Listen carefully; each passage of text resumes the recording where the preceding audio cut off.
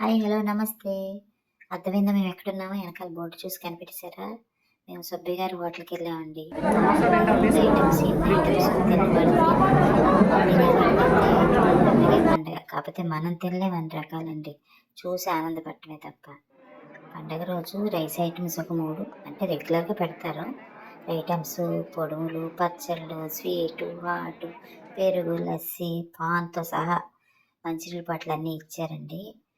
అసలు జనాలు ఎంత విపరీతంగా అంటే మనకి ఫ్రీ భోజనాలకొస్తారు చూడండి, అలా వస్తారు. తినేవాళ్ళు తింటంటే వీళ్ళెప్పుడు లేసి వెళ్తారా, మేము కూర్చుందామని వెయిటింగ్ కొంతమంది. అలా చూడండి ఎంత జనాలున్నారో.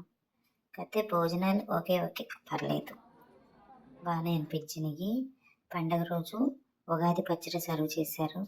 మామూలుగా అయితే 300 రూపీస్ అట. ఆ రోజు 50 రూపీస్ ఎక్సెస్ అండి. పర్లేదు.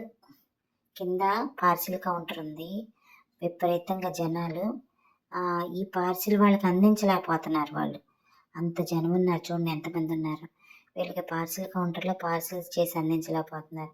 అది సుబ్బయ్య గారి హోటల్ మహత్యం.